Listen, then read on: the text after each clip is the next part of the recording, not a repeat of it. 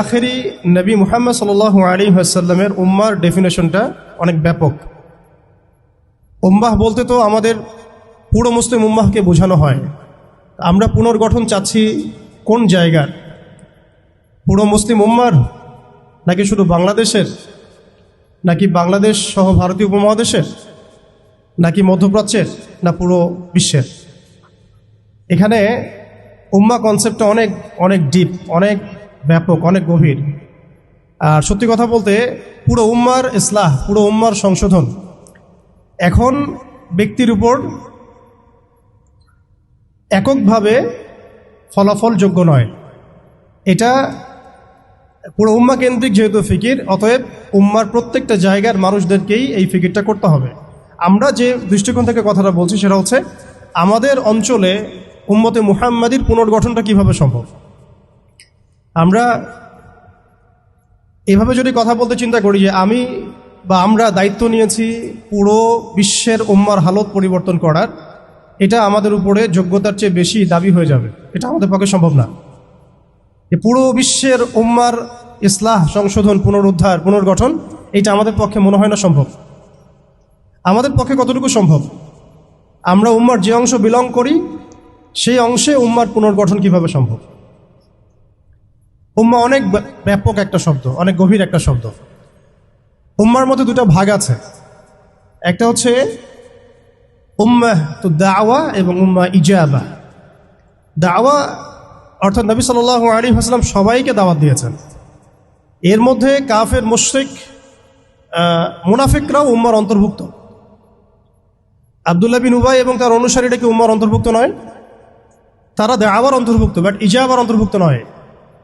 ইজাবা কারা? যারা মুহাম্মদ সাল্লাল্লাহু আলাইহি ওয়াসাল্লাম যে দাওয়াতটা দিয়েছেন, আমরা দরুদ পড়ব সাল্লাল্লাহু আলাইহি ওয়াসাল্লাম, সেই দাওয়াতটা যারা কবুল করেছেন তারা উম্মত ইজাবা।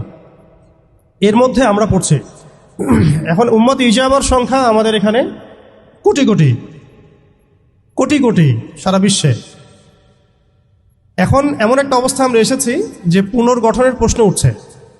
তাহলে আমরা একটু খেয়াল করি যে উম্মার পুনর্গঠনটার প্রশ্নটা কেন উঠছে। এক নম্বর পথ, উম্মা কি এটা তো আমরা বুঝতে পারলাম, এবং উম্মার আমরা কোন অংশ এটাও বুঝতে পারলাম। পরিপূর্ণ উম্মার ইসলাহ ও সংশোধন আমাদের এককভাবে একার পক্ষে সম্ভব না, এটাও বুঝলাম। তবে আমাদের আঞ্চলিকভাবে উম্মার যে অংশ, আমরা এই অংশটুকুর ইসলাহ, সংশোধন, পুনর্গঠন, পুনরুজ্জীবন, এগুলো আমাদের দ্বারা সম্ভব। অ্যান্ড পরের প্রশ্ন হচ্ছে যে দ্বিতীয় শব্দটা, যে পুনর্গঠন, উম্মাকে পুনরুজ্জীবিত করা, উম্মার হারানো গৌরব ফিরিয়ে আনা, এই প্রসঙ্গটা আসছে কেন? এই প্রসঙ্গটা কেন আসছে? তার মানে আমরা নিজেরাই সংজ্ঞায়িত করে ফেলেছি যে উম্মার অবস্থা আগের মতো ভালো নাই। এটা আমরা স্বীকার করেছি এবং এটা আমরা সবাই বুঝতেও পারছি। এই কারণে আলোচনাগুলো আসছে। আলোচনাগুলো আসার প্রেক্ষাপট তৈরি হচ্ছে বা আমরা টপিকগুলো নির্ধারণ করছি যে উম্মার পুনর্গঠন প্রয়োজন, পুনরুজ্জীবন প্রয়োজন, পুনর্জাগরণ প্রয়োজন। তার মানে আমরা আগের হালতে নাই। আমরা আগের হালতে নাই, এটা মাথায় আসলে আবার এটাও মাথায় আসতে হবে আগে আমরা কোন হালতে ছিলাম। আমরা আগে কোন হালতে ছিলাম? একজন ব্যক্তি রমাদান মাসে লাইলাতুল কদরে হেরা গুহায় আল্লাহ রাব্বুল আলামিনকে ডাকছেন। আল্লাহ রাব্বুল আলামিন তাকে আল কোরআনের মতো কিতাব প্রদান করছেন এবং তাকে সর্বশেষ এবং চূড়ান্ত নবী হিসেবে আল্লাহ পাক মনোনীত করছেন। কেন সেই ব্যক্তি হেরা গুহায় আল্লাহ রাব্বুল আলামিনকে এভাবে ডাকছেন? কারণ তিনি যে সমাজে বসবাস করেন সেই সমাজটাকে আইয়ামে জাহিলিয়াত বলা হতো। সেই সমাজের মধ্যে শিরক ছিল, সুদ ছিল, রিবা, মাদক, নারীর অবমাননা, গোত্রীয় হানাহানি, এরকম জাহালাতে পূর্ণ একটা সমাজে তিনি আল্লাহ পাককে ডাকছিলেন। সে একজন ব্যক্তি থেকে আস্তে আস্তে দাওয়াত শুরু হলো এবং তিনি প্রথমে ম্যান টু ম্যান দাওয়াত দিতে লাগলেন। আবু বকর, উসমান, ওমর, আলী রাদিয়াল্লাহু আনহুম আজমাইন, তাদের মধ্যে সাহাবী তৈরি হতে লাগলো। এক পর্যায়ে মক্কায় 13 বছর দাওয়াতের মধ্যে আমরা সবরের পরিচয় দিলাম, ধৈর্যের পরিচয় দিলাম। দাওয়াত অব্যাহত থাকলো, আমরা নির্যাতন, নিপীড়ন সহ্য করলাম। এক পর্যায়ে আমরা হিজরত করলাম, প্রথমে আবিসিনিয়ায়, কখনো তায়েফে, এক পর্যায়ে মদিনায় গিয়ে ইসলামী রাষ্ট্র কায়েম হলো। আমরা জিহাদ এবং দাওয়াতের মধ্য দিয়ে আস্তে আস্তে মদিনাকে বেস করে বদর, উহুদ, খন্দক, মৌতা, তাবুক, এইসব সিঁড়ি পেরিয়ে মক্কা বিজয় পর্যন্ত আসলাম। মক্কা বিজয় পর্যন্ত আসার পরে আমরা দেখলাম যে আইয়ামে জাহিলিয়াতের কোনো জাহালাত মক্কার মধ্যে নাই। যেই মক্কা আমরা ছেড়ে গিয়েছিলাম 23 বছরের ব্যবধানে আমরা দেখলাম সেই মক্কা আইয়ামে জাহিলিয়াত মুক্ত হলো। শুধু তাই নয়, সেখানে কোনো শিরক থাকলো না, কোনো রিবা থাকলো না, কোনো মাদক থাকলো না, কোনো নারীর অবমাননা থাকলো না, গোত্রীয় হানাহানি থাকলো না। যেখানে আমরা ছিলাম মুস্তাদআফিন, দুর্বল, আমরা ছিলাম মক্কা থেকে বিতাড়িত, আমরা ছিলাম সংখ্যালঘু, সেখান থেকে আলহামদুলিল্লাহ মাত্র 23 বছরের ব্যবধানে আমরা পুরো জাজিরাতুল আরবকে শাসন করলাম। এবং সেই বেইজের উপর দাঁড়িয়ে আবু বকর, ওমর, ওসমান, আলী রাদিয়াল্লাহু আনহুম আজমাইন তারা আরও প্রায় 30 বছর ইসলামী খেলাফা বাস্তবায়ন করলেন। এমনকি তাদের বেইজের উপর দাঁড়িয়ে উমাইয়ারা শাসন করলো প্রায় 90 থেকে 95 বছর, আব্বাসীয়রা প্রায় 500 বছরের মতো। এরপরে আসলো তুর্কিরা, মাঝখানে ফাতেমিরা, আপনারা জানেন মামলুকরাও শাসন করেছে, সেলজুকরাও করেছে, অটোম্যানরাও করেছে। তো আমরা বুঝতে পারছি যে উম্মাহ এই হালতে ছিল না এখন যে হালতে আছে। এই ছোট্ট কথা থেকে আমরা বুঝতে পারলাম যে উম্মাহ একসময় বিজয়ী ছিল সব দিক থেকেই, শুধু ব্যক্তিগতভাবে নয়, আধ্যাত্মিকভাবে নয়, শুধুমাত্র তাজকিয়াগত দিক থেকে নয়, শুধুমাত্র সামাজিকভাবে নয়, বরং রাজনৈতিকভাবেও। অর্থাৎ উম্মার পুনর্গঠন, পুনর্জীবন, এই যে কথাগুলো আসে, এগুলো বেসিক্যালি আমরা রাজনৈতিক টার্মিনোলজি থেকে ডিল করছি আর কি। আমাদের উম্মার অবস্থা সবসময় এই বিশ্বকে নেতৃত্ব প্রদানকারী অবস্থায় ছিল, যেখান থেকে আমরা এখন সরে আসছি বলে আমাদেরকে এই টপিক নির্ধারণ করতে হচ্ছে যে কিভাবে আমরা এর পুনর্গঠন করব, পুনর্জীবন করব। এতটুকু আমাদের কাছে ক্লিয়ার যে আমরা এক সময় বিশ্বকে শাসন করেছি, বিশ্বকে নেতৃত্ব দিয়েছি। ব্যক্তি জীবন থেকে শুরু করে রাজনৈতিক জীবন পর্যন্ত আমরা আল্লাহ রাব্বুল আলামিন এবং তার রাসূলের প্রত্যেকটা বিধান মেনে চলেছিলাম বা মানার চেষ্টা করেছিলাম। আল্লাহ পাক আমাদেরকে সম্মানিত করেছিলেন। পৃথিবীর কোনো পরাশক্তি আমাদের সামনে টিকতে পারত না, পৃথিবীর কোনো পরাশক্তি আমাদের সামনে টিকতে পারে নাই, না রোমানরা, না পার্সিয়ানরা, না এদিকের মাজুসিরা, আর না এই সাবকন্টিনেন্টের পৌত্তলিকরা, কেউই আমাদের সামনে দাঁড়াতে পারে নাই। তার মানে আমরা কয়েকটা দিক থেকে উম্মার বিজয়ে এই সময়টা পেরিয়ে এসেছি। একটা হচ্ছে আধ্যাত্মিক দিক। উম্মা এক সময় আধ্যাত্মিকভাবে এমন আলোকিত ছিল যে তাদের ইমানের সামনে কোনো কুফর টিকতে পারত না। তারা পারিবারিকভাবে আলোকিত ছিল, তারা জ্ঞানতাত্ত্বিকভাবে আলোকিত ছিল, তারা তাসাউফের দিক থেকে আলোকিত ছিল, তারা অর্থনৈতিক দিক থেকে অনেক শক্তিশালী ছিল, সামরিক দিক থেকে তারা অনেক শক্তিশালী ছিল। জামাবদ্ধভাবে আমরা থাকতাম, কোনো বিভক্তি ছিল না। আমাদের মধ্যে আসসামু ওয়া তাআ ছিল, আমাদের মধ্যে আমির, মামুর, বায়াত এবং ইতাআত ছিল। আমাদের মধ্যে রাষ্ট্র ব্যবস্থা ছিল, খিলাফা স্টেট ছিল, শরিয়া আইন ছিল এবং শরিয়া বা ইমারা রাষ্ট্র ব্যবস্থা ছিল। আমরা বলতে পারি যে সিন্ধু, এদিকে সিন্ধু, ওইদিকের আফ্রিকা, আফ্রিকা থেকে সিন্ধু পর্যন্ত, ওইদিকের পশ্চিমা সভ্যতা থেকে চায়না পর্যন্ত, বলা যায় পৃথিবীর 4 ভাগের 3 ভাগ আমাদের দখলে ছিল। এই ছিল উম্মার অবস্থা। আমি বলেছিলাম টপিকটা অনেক গভীর, অনেক সময় সাপেক্ষ। আমি খুব অল্প কথায় বলার চেষ্টা করছি যে উম্মার পুনর্জাগরণ কথাটা বলতে আমরা শুধু আধ্যাত্মিক পুনর্জাগরণ বুঝি না। আধ্যাত্মিক পুনর্জাগরণ আমাদের অনেকের অনেক ভালো অবস্থা এখনও আছে, আলহামদুলিল্লাহ। আমাদের প্রচুর মসজিদ আছে, প্রচুর মাদ্রাসা আছে, প্রচুর তুল্লাব আছেন, প্রচুর ওলামায়ে কেরাম আছেন। আমাদের বুদ্ধিজীবীর অভাব নাই, সামরিক বাহিনীর অভাব নাই, কিন্তু আমাদের ইসলামিক স্টেটেরও অভাব নাই। নামকা বাস্তে যদিও অনেক কিছুই, জনসংখ্যাও প্রচুর, সম্পদও প্রচুর, খনিজ সম্পদও প্রচুর। আমাদের মা বোনদের, পর্দানসীন মা বোনদের অভাব নাই। তাহলে আমরা কোন জায়গা থেকে পুনর্জাগরণের কথাটা বলছি? আসলে আমরা পুনর্জাগরণের কথাটা বলছি সামগ্রিক অর্থে, স্পেশালি রাজনৈতিক অর্থে, সামগ্রিকভাবে কিন্তু স্পেশালি রাজনৈতিকভাবে। এখন আসেন যে কিভাবে সম্ভব এই হারানো ঐতিহ্য, গৌরব ফিরিয়ে আনা।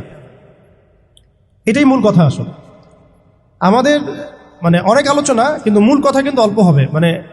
আসলে কিভাবে পসিবল সেই জায়গা থেকে ফিরিয়ে আসে। এখন এতক্ষণ তো বললাম আমরা কোথায় ছিলাম, এখন ওই জায়গা থেকে আমরা কোথায় আসছি এটা একটু বলি, তারপরে বুঝবো ইনশাআল্লাহ।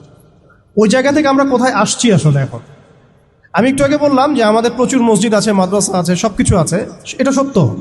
ইসলামের স্বর্ণযুগে যতগুলো ইউনিভার্সিটি ছিল না, আমাদের ঢাকা শহরে, গাজীপুরে তার চেয়ে বেশি ইউনিভার্সিটি আছে। ইসলামের স্বর্ণযুগে আমাদের জনসংখ্যা যত ছিল না, আমাদের এখন জনসংখ্যা তার চেয়ে অনেক বেশি। আমাদের মিডিয়া, প্রযুক্তি, আমাদের অস্ত্রশস্ত্র, আমাদের রাষ্ট্র সবকিছু অনেক বেশি, কিন্তু কোন জায়গা থেকে পিছিয়ে আসছি, আমরা কোন জায়গায় আছি, এটা ডিল করতে হবে। এবং ডিলিংসটা এক্সটার্নাল অবজারভেশন দিয়ে করলে হবে না, ইন্টারনাল অবজারভেশন দিয়ে করতে হবে।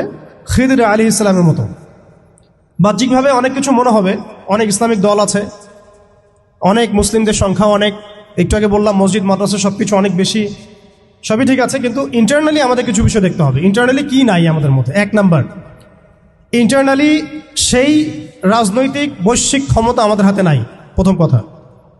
এবং এটা আমাদের জন্য লজ্জা। একটা সময় ছিল যখন আমরা এগুলো সব হাসিল করেছিলাম, প্রথমে তারা আমাদের কাছ থেকে যেটা কেড়ে নিয়েছে তা হচ্ছে রাজনৈতিক ক্ষমতা। তারা আমাদের কাছ থেকে প্রথমে ব্যক্তি জীবনে ধর্মের স্বাধীনতায় হস্তক্ষেপ কেউ করেনি।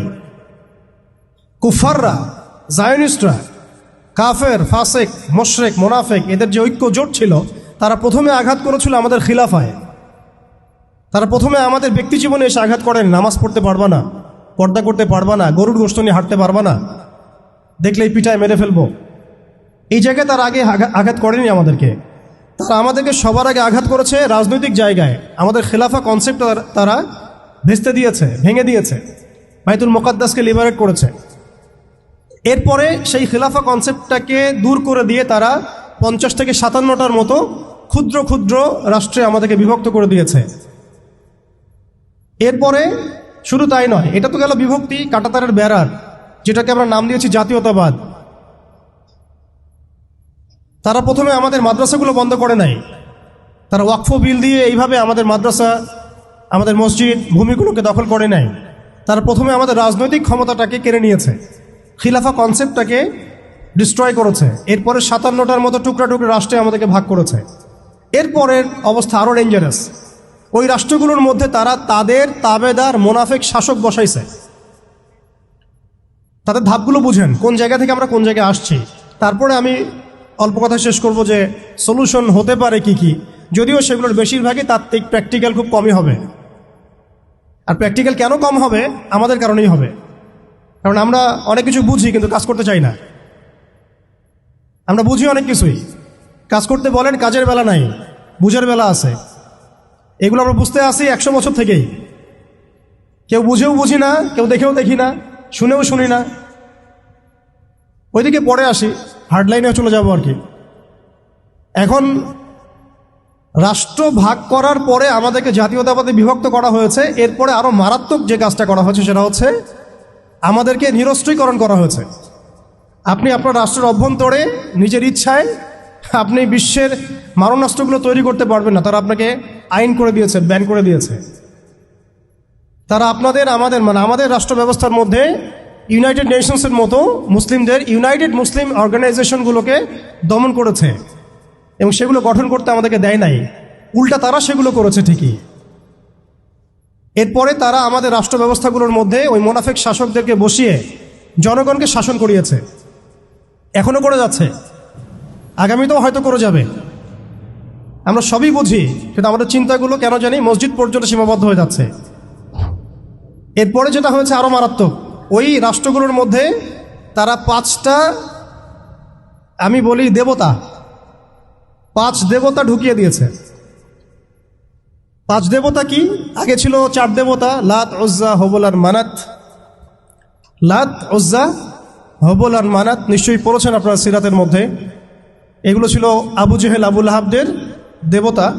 তারা কিন্তু এই দেবতাগুলোর পূজা করত আল্লাহকে পাওয়ার জন্যই। তারা বলতো মা না'বুদুহুম ইল্লা লিয়ুকাররিবুনা ইলাল্লাহি যুলফা, আমরা শুধু এই কারণেই এই লাত, উজ্জা, হবল, মানাতের ইবাদত করি যাতে তারা আমাদেরকে আল্লাহ পর্যন্ত পৌঁছে দেয়। এখনও এই 4-5টা দেবতার আমরা পূজা করছি, বাট এগুলো ভিজুয়াল না, এগুলো হচ্ছে আদর্শিক, ফিলোসফিক্যাল। যেমন একটা হচ্ছে ডেমোক্রেসি, নিতে পারবেন অনেকে কথাটা, যে ডেমোক্রেসি একটা দেবতা হয়ে গেছে এখন, ইনভিজিবল দেবতা। এটা একটা দেবতা হয়ে গেছে, কি দাড়িওয়ালা কি টুপিওয়ালা সবাই পূজা করতেছে। সুবহানাল্লাহ, মানে অবাক হয়ে যাবেন।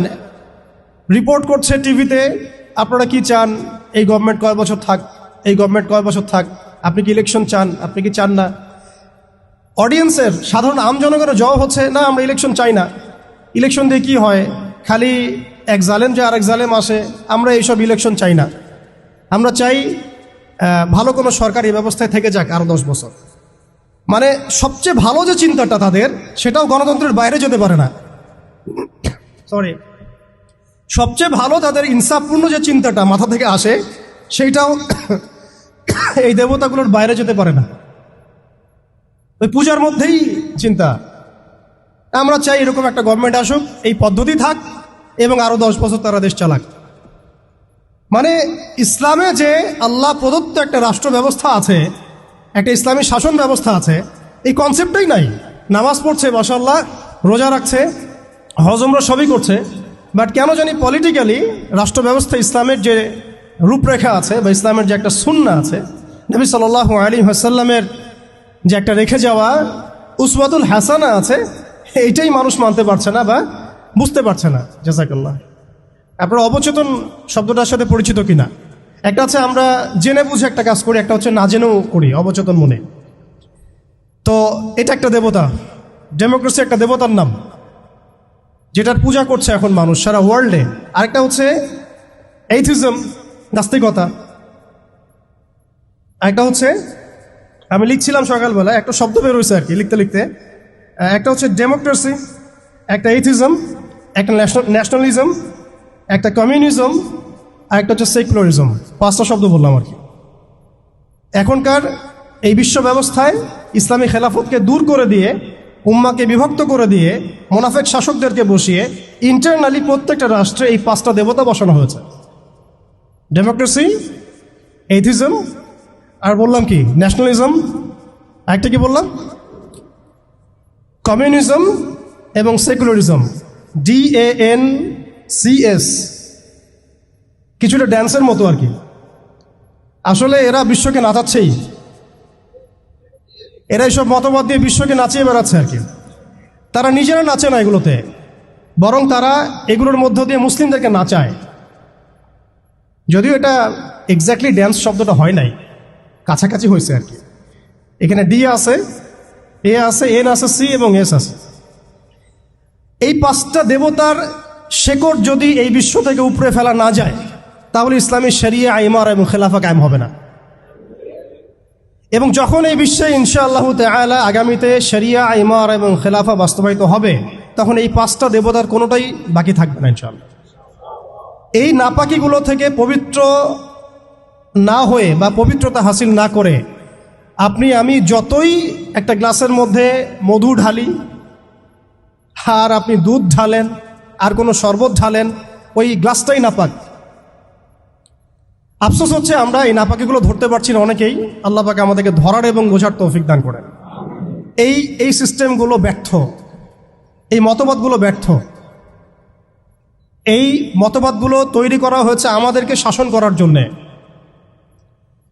এই মতবাদগুলো আমাদেরকে গিলানো হয়েছে আমাদেরকে ডমিনেট করার জন্যে, আমাদেরকে পশ্চিমাদের দাস বানানোর জন্যে, জায়নিস্টদের দাস বানানোর জন্যে, IMF-এর কাছে লোনের হাত পাতার জন্যে, কোনো ডিসিশন নেওয়ার আগে, রাষ্ট্রের কোনো ডিসিশন নেওয়ার আগে ইউনাইটেড নেশনসের কাছে এই ভিক্ষার ঝুলি পেতে দেওয়ার জন্যে, আমাদের চোখের সামনে আমাদের ভাই বোনদেরকে নির্মমভাবে হত্যা করলেও আমরা টু শব্দ করতে পারবো না এই জন্যে। ইভেন আমাদের দেশের 99% মানুষও যদি শরিয়া চায়, তবুও রাষ্ট্র ব্যবস্থা এটা চাইবে না, কারণ রাষ্ট্র ব্যবস্থা এই তন্ত্রমন্ত্রগুলো দ্বারা দীক্ষিত। এর মধ্যে আরও আছে মানবরচিত সংবিধান, আরও আছে মানবরচিত বিচার ব্যবস্থা, আরও আছে আল্লাহর হালালকে হারাম করে ফেলা, আল্লাহর হারামকে হালাল করে নেওয়া। পুরো একটা তাগুতি এবং কুফরি সিস্টেম আমাদেরকে দেওয়া হয়েছে। কোন জায়গা থেকে? খেলাফা অ্যাবলিশ করার পর থেকে। আমরা কোথায় ছিলাম এটা আমাদেরকে বুঝতে হবে। এখনকার প্রবলেম কি সেটাও বুঝতে হবে, ক্রাইসিসগুলো, তারপরে আসতে হবে সলিউশন কোথায়। এগুলো ক্রাইসিস।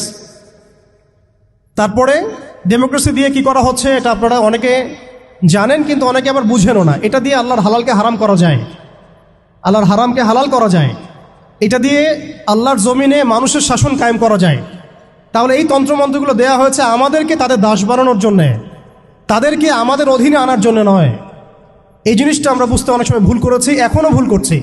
আমি খালি প্রশ্ন করতে চাই যে আর কতদিন ভুল করব আমরা? আল্লাহ পাক আমাদের চোখ খুলে দেন, মনের চোখ। আল্লাহ পাক আমাদের কলবের চোখ খুলে দেন।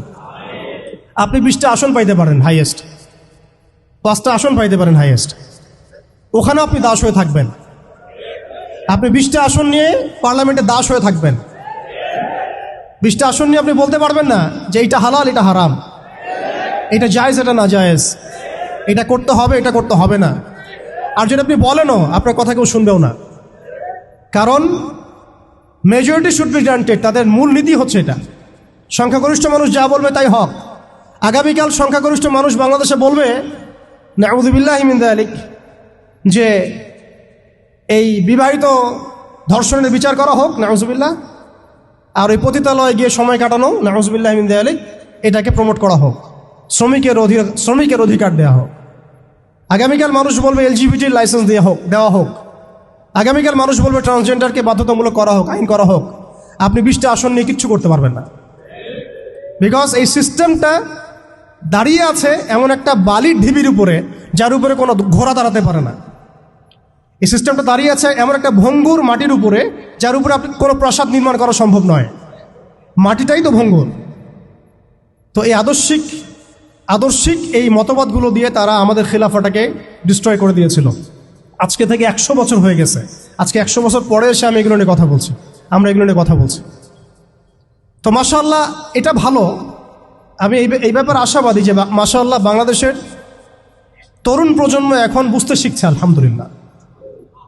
এবং আমরা যদি এভাবে দাওয়াতের মেহনত অব্যাহত রাখতে পারি, ইনশাআল্লাহ তাআলা অন্যদের 20 বছর লাগলে আমাদের 2 বছর লাগবে ইনশাআল্লাহ।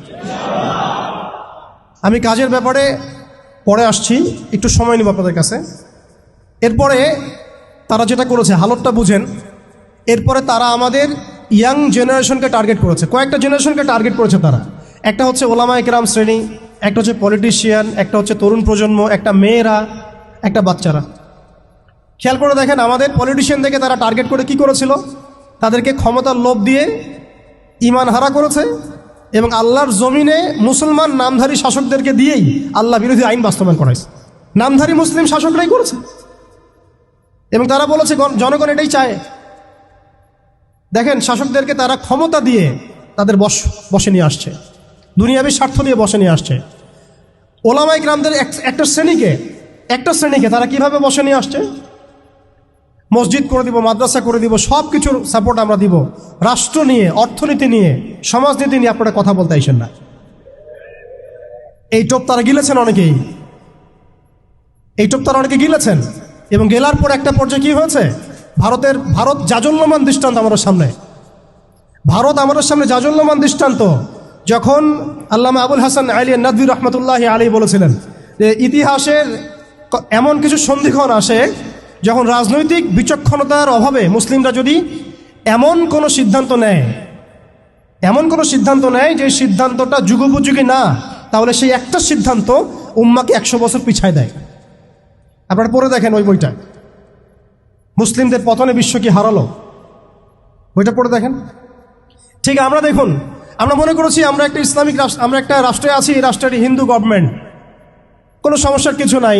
তারা আমাদেরকে মসজিদ দিয়েছে, মাদ্রাসা দিয়েছে, সব কিছু ঠিকঠাক চলছে। হঠাৎ দেখা গেল যে উগ্রপন্থী কিছু হিন্দু এসে সব সিজ করে ফেললো, এবং দিনে দুপুরে তারা এখন মানুষকে করছে, পিটিয়ে হত্যা করছে, বাড়িঘর ভেঙে ফেলছে, মসজিদ ভেঙে ফেলছে, মাদ্রাসা সিলগালা করে দিচ্ছে। কোথায় গেল আমার খানকা? কোথায় গেল আমার মসজিদ? কোথায় গেল আমার মাদ্রাসা? কোথায় গেল আমার জনগণ? কোথায় গেল আমার মায়ের সম্মান? সব চলে গেল। কিসের অভাবে? রাজনৈতিক ক্ষমতার অভাবে। অর্থাৎ রাজনৈতিক দৃষ্টি এবং দর্শন বিবর্জিত কোনো দাওয়াত কখনো চূড়ান্ত সাফল্য আনতে পারবে না। আমরা অনেকেই পশ্চিমাদের টোপে পা দিয়েছি যে মসজিদ মাদ্রাসা সব তো ঠিকঠাক চলছে, আমাদের পলিটিক্স নিয়ে কথা বলার দরকার নাই, আমাদের ইসলামী রাষ্ট্র ব্যবস্থা কায়েম নিয়ে কথা বলার দরকার নাই, ইসলামী অর্থ ব্যবস্থা নিয়ে কথা বলার দরকার নাই, আমাদের জিহাদ ফি সাবিলিল্লাহ নিয়ে কথা বলার দরকার নাই। আমরা নিজেরাই আমাদেরকে এই ধ্বংসের মুখে ঠেলে দিয়েছি। এরপরে আরও সমস্যা, তারা আমাদের ইয়াংদেরকে টার্গেট করেছিল। দেখেন, ইয়াংদেরকে টার্গেট করে কত মেহনত তারা করেছে। মেয়েদেরকে ফ্রি অ্যাক্সেস দিয়ে দিয়েছে, ফ্রি মিক্সিং, বাচ্চা থেকে শুরু করে একদম 4টি লেভেল পর্যন্ত। জেনা করাচ্ছে ফ্রি, আপনার চরিত্র হনন করার যা যা এলিমেন্টস আছে সব তো ফ্রি, সব ফ্রি। আর মেয়েদেরকে বেপর্দা করে বাইরে নিয়ে আসছে, বাচ্চাদেরকে ছোটবেলা থেকে মাথা নষ্ট করার যা যা এলিমেন্ট সব দিয়ে দিচ্ছে, খাবারে ভেজাল মিশাচ্ছে, আমাদের ভাইদেরকে বিয়ে কঠিন করে ফেলছে, জেনা সহজ করে ফেলছে।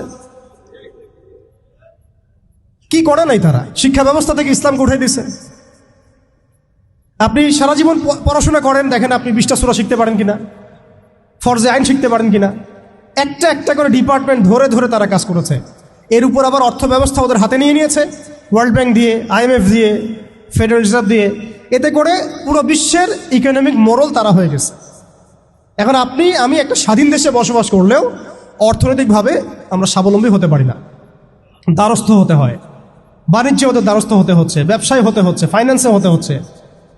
এমনকি আমাদের যে একটা সম্পদ ছিল পকেটে রাখা যেত, গোল্ড কয়েন এবং সিলভার দিরহাম, ওইটা পর্যন্ত তারা অ্যাবলিশ করে দিল, দিয়ে আপনাকে আমাকে ডিজিট ধরাই দিল, দিয়ে আমাদের টাকাগুলো সিজ করে ফেললো। এবং এগুলো যদি মুহূর্তের মধ্যে কলাপস করে যায়, আপনি কিছু করতেও পারবেন না, বিকজ এগুলোর নিয়ন্ত্রণ আপনার হাতে নাই, ইভেন একটা রাষ্ট্রের সেন্ট্রাল ব্যাংকের হাতেও নাই। শুধু তাই না, আমাদের ইসলামিক কারেন্সি তো বিলুপ্ত করলোই, উল্টা আপনাকে সুদ ধরাই দিল, সুদের লেনদেন কারবার, সুদভিত্তিক অর্থ ব্যবস্থা। কোন ডিপার্টমেন্টটা বাদ দিল তারা? পলিটিক্স থেকে নিয়ে সোশ্যাল, ইকোনমিক, চারিত্রিক, আমাদের মা বোনরা, আমাদের শিশুরা, কোনো ডিপার্টমেন্ট বাদ দেয় নাই। এর উপর আরও আছে। এর উপরে তারা আমাদেরকে আবার মিডিয়া দিয়ে নিয়ন্ত্রণ করা শুরু করলো, মিডিয়া দিয়ে নিয়ন্ত্রণ করা শুরু করলো। আমার এখনো মনে আছে যেদিন আমাকে ঘুম থেকে ছেড়ে দেওয়া হয়, আজকে খোলামেলা বলছে এগুলো, আস্তে আস্তে সবই বলে দেবো ইনশাল্লাহ। যেদিন আমাকে ছাড়া হয়েছে ওই দিন আমাকে বলা হয়েছিল যে আমি যদি ঘুমিয়েও থাকি তবু আমাকে ঘুমের মধ্যেও মনিটর করার জন্য মানুষ থাকবে। রাস্তাঘাটে যাওয়া তো বহুত দূরের কথা, বয়ান দেওয়া তো বহুত দূরের কথা, মাহফিল করা তো বহুত দূরের কথা, দাওয়াতের কাজ করা বহুত দূরের কথা, মিম্বরে দাঁড়ানো বহুত দূরের কথা। তুমি আমাদের চোখের মধ্যে থাকবা যখন তুমি ঘুমের মধ্যে থাকবা। তো এটা আমরা তখন শিখেছি যে মানুষের প্রাইভেট লাইফ বলতে আর কিছু বাকি রাখে নাই তারা। আপনি ফোন নিয়ে যা করতেছেন এভরিথিং তারা মনিটর করতে পারে, এভরিথিং। কাকে মেসেজ করতেছেন, অনেক ভাই তখন আমার সাথে দেখা করতে আসলে আমরা ইগনোর করতাম তার ভালোর জন্যই, বিকজ সে বিপদে পড়বে আমার সাথে দেখা করতে আসলে। এবং আপনি যেটা বলবেন সে বলার জায়গাটা আপনাকে দেওয়া হয় নাই, রাখা হয় নাই, আপনি ট্রিগারের সামনে আছেন। তো আল্লাহ পাকে সন্তুষ্টির জন্য কথা শুনেছি, অনেক সহ্য করেছি, মেনে নিয়েছি, গালিমন্দও খেয়েছি। আর এটাকে সুন্দর করে নাটক সাজানো হয়েছিল যে পারিবারিক কলহের কারণে আত্মগোপনে চলে গেছে। তো পারিবারিক কলহের কারণে আত্মগোপনে আমার সাথে আরো 4 জন কিভাবে গেল, আমার গাড়িও বা কিভাবে গেল, আর বাংলাদেশের গোয়েন্দা সংস্থার হেডকোয়ার্টারে আমার লাস্ট লোকেশন কিভাবে পাওয়া যায়, ম্যাপ কিভাবে ট্রেস হয়, মিডিয়া দিয়ে মানুষকে খাওয়ানো। এই কথাটা বলতে কি এখানে আসছি যে শুধুমাত্র টেকনোলজিক্যাল নিয়ন্ত্রণ ওদের কাছে আছে এমন না, ইভেন মিডিয়া দিয়ে তারা দিন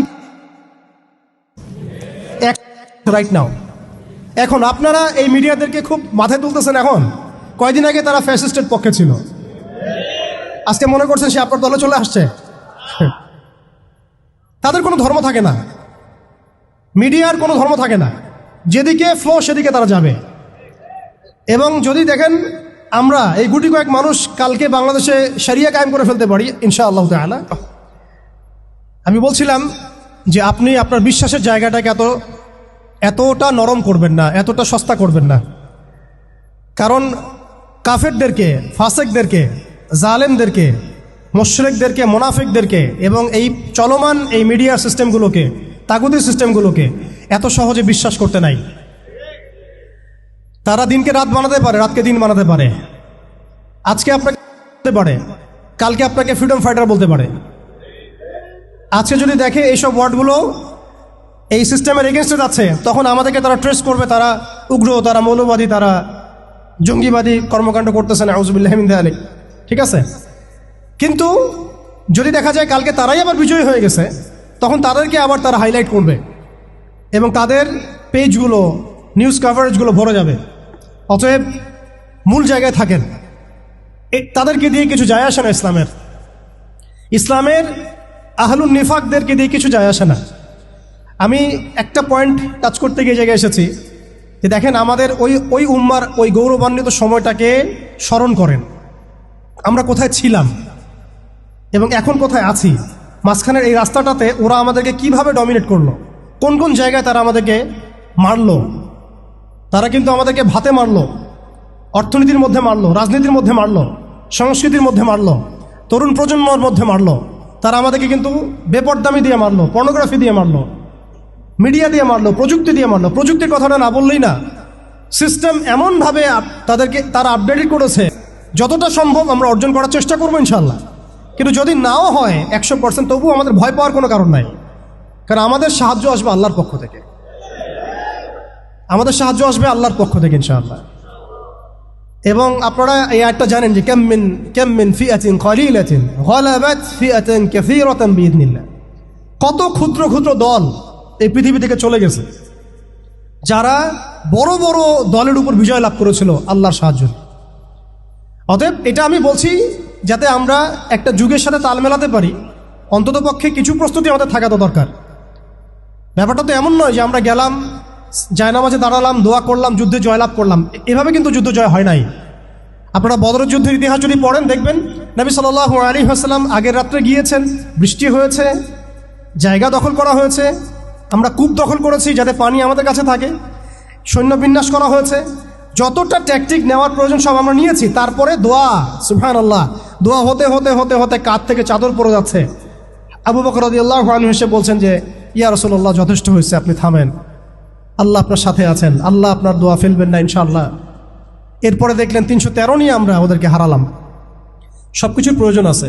তো আমাদের অবস্থাটা এখন এমন একটা জায়গায় আছে যে ওই খিলাফা যাওয়ার পর থেকে উম্মাহ আজকে এই জায়গায় চলে আসছে। এটা একদিনে হয় নাই, 100 বছর লাগছে। এটা ভাই একদিনে হয় নাই, 100 বছর লাগছে। ওরা 100 বছর মেয়াদি প্ল্যান করেছিল, আরও বেশি প্ল্যান করেছে ওরা। রাজনৈতিক শক্তি হচ্ছে এখন আমাদের মূল লক্ষ্য হওয়া দরকার। একটা অঞ্চলে ইসলামী ইমারা শরিয়া কায়েম করার জন্যে 100% মানুষের 100% পরিপূর্ণ মুসলিম হওয়া শর্ত না, জি, বরং একটা অঞ্চলের মানুষের মধ্যে যদি মুসলিমের মানুষও একদম খালেস মুখলেস হয়, মুত্তাকি হয়, পরহেজগার হয়, ইমানদার হয়, একদম সিরাতের আদলের সব সুন্নাহগুলো মেনে চলে, ওই গুটি কয়েক মানুষের দ্বারা ইনশাআল্লাহ একটা বড় অঞ্চলে খেলাফা প্রতিষ্ঠা করা সম্ভব। আমি একটা এক্সাম্পল দিচ্ছি, আমি আমার আউট অফ হেডস কথা বলছি না। মদিনা রাষ্ট্র যখন কায়েম হয়েছে, আমাদের কি মনে হয় মদিনার 100% মানুষই মুসলিম হয়েছিল? কখনোই না। মদিনায় আনসার সাহাবী তারা মুসলিম ছিলেন, আওস ও খাজরাজ গোত্রের, হিজরত করে গিয়েছেন মুহাজির সাহাবীরা, এতটুকু ইসলাম, এতটুকু মুসলিম আমাদের। বাকি বহু অংশে মুনাফেক, আব্দুল্লাহ বিন উবাইর অনুসারী, আর বড় বড় 3টা গোত্র আছে, বনু কোরাইজার, বনু কাইনুকার, বনু নাজিরের, খায়বার আছে, পত্তলিকরা আছে, কিছু নাসারাও আছে আশেপাশে। তারপরেও সেখানে ইসলামী রাষ্ট্র কায়েম হয়েছে। এই শর্তটা যারা জুড়ে দিচ্ছেন এটা ঠিক হচ্ছে না, যে একদম 100% মানুষের ইসলাম না হওয়া পর্যন্ত আমাদের এখানে ইসলামী শরিয়া কায়েম করা যাবে না, এই কনসেপ্ট ঠিক না। বরং আপনি দেখেন, একটু খেয়াল করে দেখেন, একটা এক্সাম্পল দিই, জুলাই অভ্যুত্থান, ঠিক আছে, এই সময় মাঠে ময়দানে ছিল সব মিলায় ধরেন 20% মানুষ এই বাংলাদেশের, বাকি 80% মানুষ ঘরেই ছিল, আজও ঘরে আছে, শরিয়া কায়েম হলেও ঘরেই থাকবে।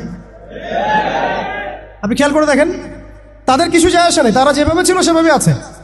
আগে ছিল একটা শাসন, তাদের কাছে মনে হচ্ছে এখন আরেকটা শাসন আসবে। তাদের চিন্তায় তো এতটুকু, চিন্তার লিমিটেশন এতটুকুই, একজন গেছে আরেকজন আসবে, এক তাগুত গেছে আর এক তাগুত আসবে, মদের বোতল চেঞ্জ হবে, মদ সেম থাকবে, ওদের চিন্তাটা এমনই।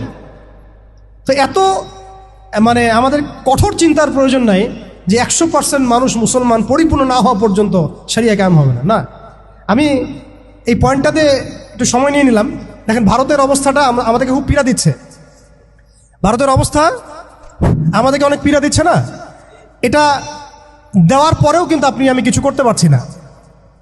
এটা যদি আল্লাহ না করুক যদি এটা বাংলাদেশে হয়, আল্লাহ না করুক এটা যদি বাংলাদেশে হয়, তখন আপনার ফতোয়া কি হবে, আমাদের ফতোয়া কি হবে, এটা আমাদের এখন স্পষ্ট করা উচিত। এবং যেটার আশঙ্কা আমরা করি সেটার প্রিপারেশন কেন আমরা নিব না? যেটার আশঙ্কা আমরা করি বা যেটা আমরা বুঝতে পারছি এটা হতেই পারে, অসম্ভব কিছু না, তাহলে তার প্রিপারেশন আমরা কেন রাখবো না? এটা আমার প্রশ্ন আর কি। ভারতের মুসলিমরা কি কখনো ভেবেছিল আজকে থেকে 10 বছর আগে এমনটা হবে? ওয়াকফ বিলের মাধ্যমে আমাদের সব সম্পত্তি তারা গ্রাস করে ফেলবে, কেউ কি ভাবছে? আচ্ছা, আমাকে একটা প্রশ্নের উত্তর দেন। আগামীকাল যদি দারুল উলুম দেওবন্দ তারা দখল করে ফেলে, বলেন, আগামীকাল যদি তারা বলে দারুল উলুম দেওবন্দ আমাদের, এখান থেকে বের হও সবাই, কি করবেন আপনারা? না আমরা কি করব? ফতোয়া কি আসবে? কোনো স্ট্রং ফতোয়া আসবে কিনা? সেটাকে প্রতিহত করার জন্য আমাদের জীবন দেওয়ার প্রশ্ন আসবে কিনা? এটাই তো কথা। যদি হ্যাঁ হয়, তাহলে আজকে আমরা ভারতের মুসলমানদেরকে মৃত্যুর হাতে ছেড়ে দিচ্ছি কিভাবে? আর যদি না হয় তাহলে তো কিছু বলার নাই। মানে আমাদের সামনে রাস্তা তো দুইটা, হয় তাদের সামনে, আমাদের বলতে আমি তাদেরকে আমাদের অন্তর্ভুক্ত করে বোঝাচ্ছি, তাদের সামনে রাস্তা দুইটা, হয় এখন তাদের মার খেয়ে মরবে জিল্লতির সাথে, থুতু চাটাচ্ছে তারা রাস্তায়, আমাদের মুসলিম ভাইদেরকে তারা থুতু চাটাচ্ছে রাস্তায়, মেয়েদেরকে নগ্ন করতেছে, বাড়িঘর জ্বালাই দিচ্ছে, মসজিদ ভেঙে দিচ্ছে, মাদ্রাসা দখল করতেছে, গরুর গোশত নিয়ে গেলে পিঠায় মেরে ফেলতেছে, বাবার সামনে মেয়েকে ধর্ষণ করতেছে। সবচেয়ে বড় কথা, আমাদের নিরপরাধ ভাইদেরকে তারা একটা ইস্যু ক্রিয়েট করে করতেছে। এটা একটা জেনোসাইড। হয় তারা এই জিল্লতিগুলো সহ্য করে এভাবে লাঞ্ছনার মৃত্যু মরবে, অথবা প্রতিহত করে শাহাদাতের মর্যাদায় মারা যাবে, শহীদ হবে। এর বাইরে কোনো রাস্তা আছে কি না? এখন আমরা যদি আমাদের পার্শ্ববর্তী অঞ্চল সম্পর্কে সচেতন থাকি, তাহলে আমাদের অভ্যন্তরীণ বিষয়গুলো সম্পর্কে আমাদের সচেতন থাকা উচিত কি উচিত না? আমাদের উম্মার ফিকির অনেক গভীর। এই জন্য আমি বলেছিলাম শুরুতে অনেক কথা আছে। আসেন একটু শেষ করি, অনেক লম্বা হয়ে যাবে আপনাদের। প্রিয় ভাইরা, অবস্থাটা শুধুমাত্র আধ্যাত্মিক না, মানে ক্রাইসিসটা একটু বুঝেন, ক্রাইসিসটা শুধুমাত্র ইমানের ক্রাইসিস না, ক্রাইসিসটা শুধুমাত্র আমাদের সংখ্যার না, মানে আমাদের মসজিদের মাদ্রাসার না, আমাদের শুধু মিডিয়া নিয়ে সমস্যা না, শুধু প্রযুক্তি নিয়ে সমস্যা না, আমাদের ইন টোটাল ব্যক্তি জীবন থেকে নিয়ে পলিটিক্যাল সিস্টেম পর্যন্ত প্রত্যেকটা ডিপার্টমেন্টেই আমাদের উম্মাগত সমস্যা। তার মধ্যে সবচেয়ে বড় জায়গাটাই হচ্ছে আমরা আমাদের ওই রাজনৈতিক সে ক্ষমতা ওইটা হারাই ফেলছি। আল্লাহ পাক আমাদের সবাইকে উম্মার সেই হারানো জায়গায় ফিরে যাওয়ার তৌফিক দান করে। এখন তো প্রশ্ন একটা আসতেছে যে এটা কি পসিবল কিনা? এটা পসিবল কিনা সেটা আমি না বলে হাদিস থেকে বলি। রাসূলুল্লাহ সাল্লাল্লাহু আলাইহি ওয়াসাল্লাম আখিরুজ্জামানের হাদিসগুলোর মধ্যে অনেকগুলো হাদিস, এগুলোর মধ্যে ইরশাদ করেছেন। আমি কয়েকটা সামারি বলছি খালি। মালহামা হবে এটা লেখা হয়ে গেছে, এবং মুসলিমদের একটা বড় অংশ শহীদ হবে এটাও লেখা হয়ে গেছে। মুসলিমদের একটা অংশ এই যুদ্ধে জয়লাভ করবে এটাও লেখা হয়ে গেছে। ঈসা আলাইহিস সালামের হাতে 40 বছর ইসলামী খেলাফা কায়েম হবে এটাও লেখা হয়ে গেছে। তাহলে এই বিষয়ে যাদের মধ্যে কনফিউশন আছে যে ইসলাম কি আবার সে আগের জায়গায় যাবে, উম্মা কি আবার হারানো ওই জায়গায় ফিরে পাবে, এই কনফিউশনটা আগে দূর করতে হবে। আজকে থেকে বাসায় ফিরে গিয়ে আপনি কনফিডেন্ট থাকবেন যে সামনে আমরা জয়লাভ করতে যাচ্ছি ইনশাআল্লাহ। আগামীকাল আমাদের জয়ের সূর্যোদয় উঠবে, এটা লেখা হয়ে গেছে। এটা যাদের মধ্যে পড়াশোনা নাই, এলেম নাই, যারা দুনিয়াদার, যারা এইসব তন্ত্রমন্ত্রে ধোকায় পড়ে আছে, তাদেরকে বললে তারা হাসতে পারে। ওরা এগুলোকে ওই যে আসাতিরুল আউয়ালিন বলতে পারে, যেমনটা কাফেররা বলতো, প্রাচীন নীতি কথা এগুলো বলতে পারে। কিন্তু এটা মুহাম্মদ সাল্লাল্লাহু আলাইহি ওয়াসাল্লামের পবিত্র জবানের ভবিষ্যৎবাণী, কেউ ঠেকাতে পারবে না ইনশাআল্লাহ। অতএব এখন যেহেতু আমরা আমাদের গন্তব্যটা জানি, এই জায়গায় আমরা যাবো ইনশাআল্লাহ, অতীতটাও জানছি কোথায় ছিলাম, মাঝখানে কিভাবে আমরা এই জায়গায় আসলাম সেটাও জানলাম। এখন 2 মিনিটে আমি শুরু বলতে যাচ্ছি যে কোন কাজগুলো আমরা করতে হবে, আমাদেরকে করতে হবে। এটা আজকে একটু মেমোরাইজ করার চেষ্টা করতে হবে। ফার্স্ট অফ অল ভাই, ব্যক্তি থেকেই শুরু হয়, ব্যক্তি থেকেই শুরু হয়। আপনি আমি আজকে থেকে চিন্তা করব, একটু ধৈর্য ধরেন, জাস্ট 5 মিনিট। আপনি আমি আজকে থেকে চিন্তা করব যে আমরা পৃথিবীতে বেঁচে আছি কি জন্য। বলেন আমাদের বেঁচে থাকার কারণটা কি? আপনি আমি পৃথিবীতে বেঁচে আছি কেন? আল্লাহ পাক আমাকে আপনাকে হায়াতে রাখছেন কেন? 2টা কাজ আমাদের। যত কিছু আমাদের আশেপাশে ঘুরতেছে, স্ত্রী, সন্তান, ব্যবসা বাণিজ্য, চাকরি বাকরি, এইটা সেইটা, এগুলো সবই গৌণ। আমাদের মুখ্য কাজ 2টা, আল্লাহর ইবাদত করা, তার জমিনে তার দিন কায়েম করা। বাকি সব কিছু এর আওতাভুক্ত। ইবাদতের মধ্যে এটা কাউন্ট হবে, আমার সন্তানের প্রতিপালন, স্ত্রী ভরণ পোষণ সব ঠিক আছে, কিন্তু আমার মূল কাজ 2টা। এক, আমি ওয়ামা খালাকতুল জিন্না ওয়াল ইনসা ইল্লা লিয়াবুদুন, এর উপর আমল করব। আরেকটা আমি শুরুতে বলেছিলাম, ইন্নাল্লাহা লা ইউগাইয়িরু মা বিকওমিন হাত্তা ইউগাইয়িরু মা বিআনফুসিহিম। আল্লাহ পাক কোনো কওমের অবস্থা ততক্ষণ পর্যন্ত পরিবর্তন করেন না যতক্ষণ সেই কওম তাদের নিজেদের অবস্থা পরিবর্তনের ফিকির না করে, চেষ্টা না করে। অতএব শুরুটা ব্যক্তি থেকে হবে। আমরা সবাই নিয়াত করতে পারি ইনশাআল্লাহ যে আমরা আমাদের আগামী পুরা জীবনটা শুধু এক আল্লাহর জন্য ঢেলে দিব ইনশাআল্লাহ। আমাদের সব কাজ হবে আল্লাহর সন্তুষ্টির জন্য। মৌলিক কাজ হবে দুইটা, আল্লাহর ইবাদত করা এবং তার জমিনে তার দিন কায়েমের চেষ্টা করা। দুই নাম্বার হচ্ছে ভাই পরিপূর্ণ ইসলামে প্রবেশ করতে হবে। আংশিক ইসলাম প্র্যাকটিস করলে এখন আর চলবে না, অনেক হয়েছে। ওয়াজ তো শুনতেছেন 10 বছর থেকে। আমি তো মুসলিম পরিবারের সন্তান, 30 বছর হয়ে গেছে বয়স, 35 বছর হয়ে গেছে বয়স। এই যে আমাদের অনেকের বয়স 40-50 হয়ে গেছে। আর কি, আর কত? দুনিয়া তো দেখলাম, দুনিয়া তো যথেষ্ট দেখলাম। অতএব পরিপূর্ণ ইসলামে প্রবেশ করতে হবে। এটার মাধ্যম হচ্ছে আল্লাহ পাকের সব হালাল মেনে চলবো, হারাম মেনে চলবো, সব আদেশ মেনে চলবো, নিষেধ ছেড়ে দিব, সুন্নাহ ভিত্তিক জীবনযাপন করবো ইনশাআল্লাহ। রাসূল সাল্লাল্লাহু আলাইহি ওয়াসাল্লাম যা করতে বলেছেন করবো, ছাড়তে বলেছেন ছাড়বো। এবং 3 নম্বর হচ্ছে ইসলাম বিরোধী যে আকীদা, দর্শন, মতবাদগুলো আছে এগুলোকে চিনতে হবে। শুধু ইসলাম পালন করেই যাবেন, এইদিকে আবার তাগুত, কুফর, হারাম সবই থাকবে, এই জগা খিচুড়ি দিয়ে আবার কাজ হবে না। আমাদেরকে এই যুগে আবু বকর, ওমর, ওসমান, আলী হতে হবে, একদম মুখলেস, একদম খালেস, একদম পরিশুদ্ধ হওয়ার চেষ্টা করা ইনশাআল্লাহ। তো ইসলামের পরিপূর্ণতার মধ্যে প্রবেশ করার চেষ্টা করতে থাকা এবং একই সাথে ইসলাম বিরোধী যে আকীদা আমলগুলো আছে এগুলো থেকে দূরে থাকা। এবং ইসলাম বিরোধী অনেক আকীদা আছে, দর্শন আছে, প্রথমে কয়েকটা বললাম, এছাড়া আর অনেক আছে।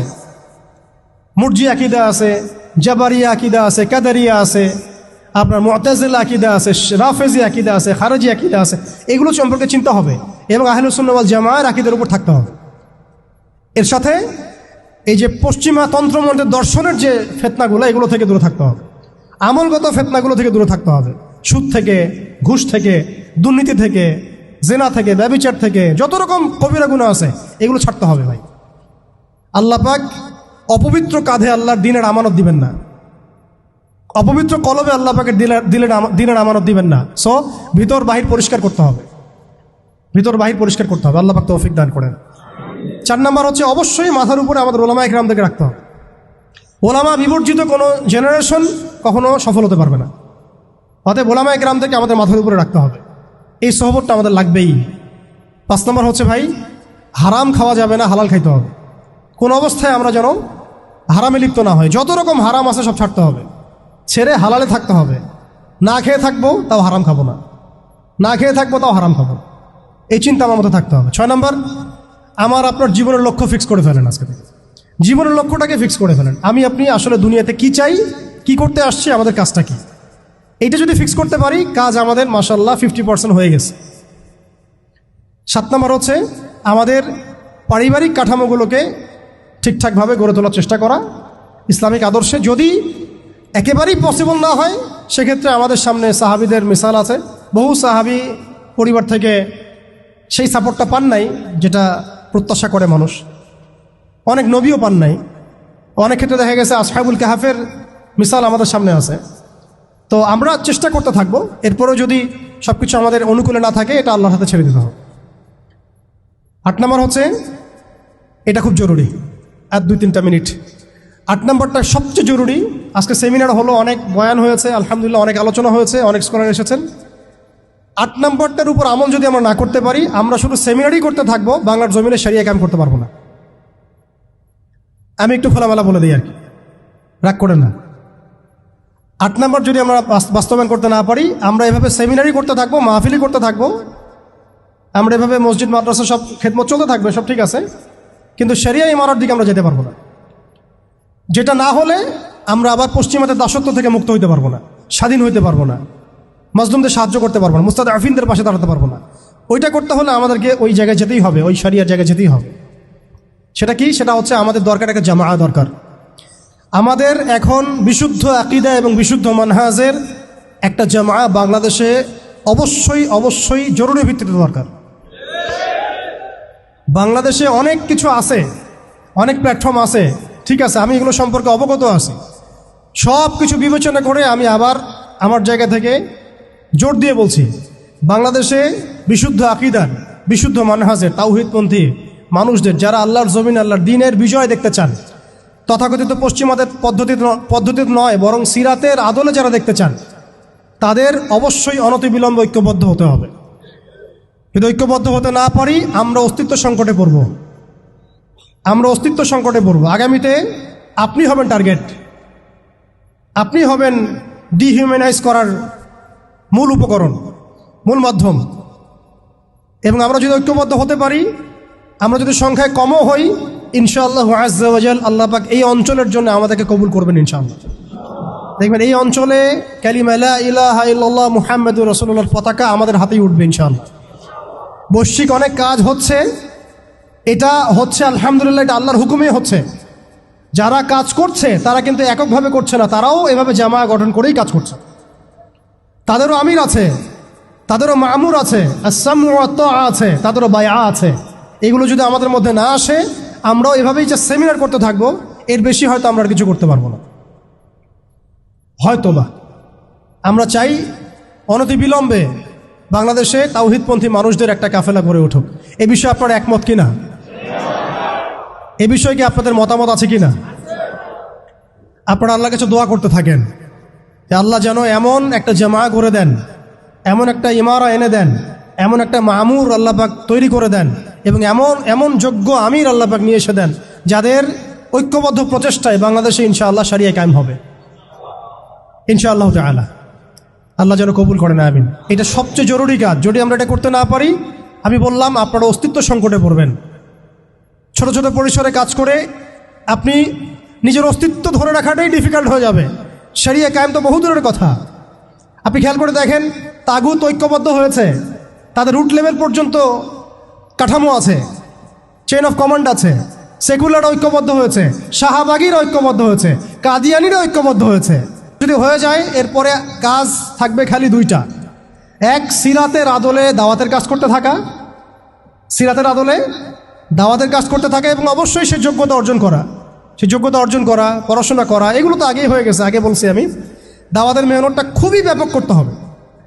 চায়ের কাপে দাওয়াত হবে, হোটেলে দাওয়াত হবে, চা খেতে খেতে দাওয়াত হবে, কফি খাইতে খাইতে দাওয়াত হবে, স্কুলে দাওয়াত হবে, কলেজে দাওয়াত হবে, ইউনিভার্সিটিতে দাওয়াত হবে, সেমিনারে হবে, সিম্পোজিয়ামে হবে, মসজিদে হবে, তালিমে হবে, সবখানে দাওয়াতের কাজ করতে হবে। এবং দাওয়াতের এই কাজটা প্রত্যেকটা মহলে করতে হবে, তরুণদের মধ্যে, তরুণীদের মধ্যে, আম জনগণের মধ্যে, আমাদের বাচ্চাদের মধ্যে, আমাদের পুলিশের মধ্যে, প্রশাসনের মধ্যে, আর্মির মধ্যে, বিজিবির মধ্যে, র্যাবের মধ্যে, ডিজিএফআইয়ের মধ্যে, প্রত্যেকটা মহলে। এবং এই দাওয়াত হবে খোলাসা করে, আমভাবে, খোলামেলা দাওয়াত, ব্যাপক দাওয়াত এবং পরিপূর্ণ দাওয়াত। আংশিক ইসলামের দাওয়াত না, পরিপূর্ণ ইসলামের দাওয়াত, পরিপূর্ণ ইসলামের দাওয়াত। ব্যাস, এরপরে দাওয়াতের মেহনত চলতে থাকবে। যদি কেউ আমেরিকা হয়ে আসতে চায়, আমরা তালেবান হয়ে যাব। যদি ইসরায়েল হয়ে কেউ আসতে চায়, আমরা হামাস হয়ে যাব। যদি দেখা যায় যে কেউ এরকম কোনো পরাশক্তি হয়ে না এসে ভালোই ভালোই আমাদের দাওয়াত কবুল করে নেয়, তাহলে মদিনা রাষ্ট্রের মধ্যে ইসলামী রাষ্ট্র কায়েম হয়ে যাবে ইনশাআল্লাহ। পরিস্থিতি যেমন হবে, আমাদের কাজও তেমন হবে।